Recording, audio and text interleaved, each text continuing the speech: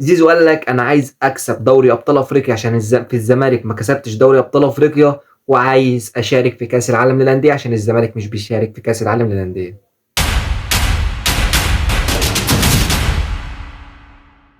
بسم الله الرحمن الرحيم. النهارده كانت الحلقه الثانيه لزيزو مع ابراهيم فايق، قال فيها كواليس جديده واخبار جديده هنقولها مع بعض. تابع معايا الفيديو للاخر عشان تعرف انا جاي اقول لك ايه.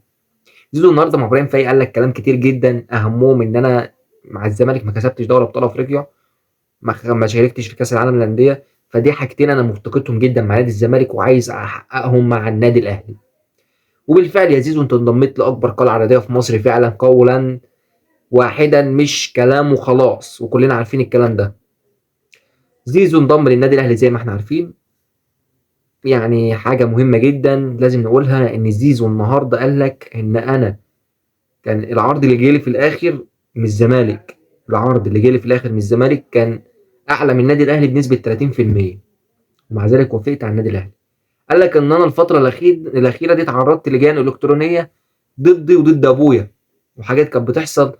يعني معلش، لو هم فعلا زي ما بيقولوا، هو قال كده، لو هم فعلا زي ما بيقولوا يوم ما العمال مسكوا الصور بتاعته داسوا عليهم برجليهم ووقعوه على الارض، لو فعلا الزمالك زي يعني كانوا بيقولوا ان احنا ما نعرفش الكلام ده، ليه ما نزلوهوش بيان رسمي باعتذار؟ هم ما عملوش كده، يبقى هم كانوا هم اللي ورا الموضوع ده. قال لك برضو ان احرف لاعب في مصر حاليا لما اتسال قال لك قولا واحدا امام عاشور، عشان تعرف ان زيزو سالك من جوه. زيزو سالك من جوه. قال لك تاني ان انا يعني كنت في نادي كبير، ما عنديش اي مشكله، وجمهوره كبير، ما تمشوش ورا الكلام اللي كان بيطلع عشان الكلام ده مش صحيح. قال لك برضو ان انا لو بلعب ضد الزمالك ماتش القمه وسجلت هدف في الزمالك مش هحتفل، عشان انت محترم يا زيزو. اقول لك من واحد اهلاوي، انت محترم. لازم جمهور الزمالك يفهم ان زيزو عمره ما كان جعان. لازم يعرف ان هو كان شايل الفريق على كتفه، كان شايل الفريق طول السنين السنين دي كلها. لازم يعرفوا ان زيزو كان بيضحي بحاجات كتير قوي مقابل ان هو موجود. كان عنده مع الورق ان هو كذا وكذا وكذا، بس ما كانش بياخد فلوس. كان ليه فلوس، كان كل سنه يجي له عروض جامده من انديه بره بمقابل اي لاعب بيغروا اي لاعب، ده بيجيبوا اللعيبه من اوروبا عشان خاطر المقابل المادي. من حقه ان هو يختار، وكان بيختاركم انتوا. فاول هفوه من زيزو، يلا يلا بقى انت اللجان الالكترونيه تتعمل على زيزو ويتهان، وزيزو يتهان. ده كل اللي حصل.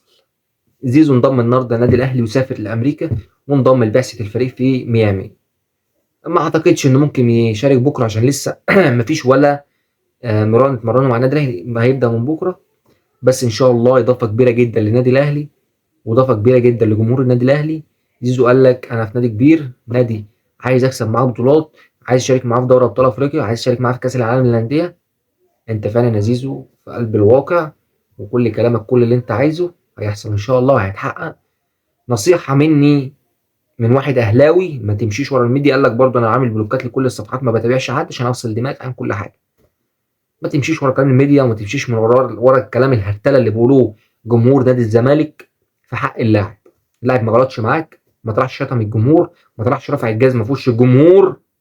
وقال لك برضه عشان حاجة ما ننسوش، ان انا لما نزلت التمرين تمام بعد ما كنت جاي في لعيبه كتير كنت وانا وحشهم لما الزمالك ما يعني هو ما راحش التمرين مع الزمالك، كان بيقول لك ان في لعيبه كنت وحشهم، في لعيبه انا كنت بكبرها وكنت باحترامها، وفي الاخر لما جيت عملتني وحش. طبعا كلنا عارفين مين. ف اللي عدى عدى، وانت دلوقتي انضميت لفريق كبير، فريق بطولات، فريق عنده اداره كويسه. انت دلوقتي في النادي الاهلي، اكبر نادي في افريقيا الشرق الاوسط تما. انت في قلعه الابطال، في التاريخ والمجد، انت في الجزيره. سلام.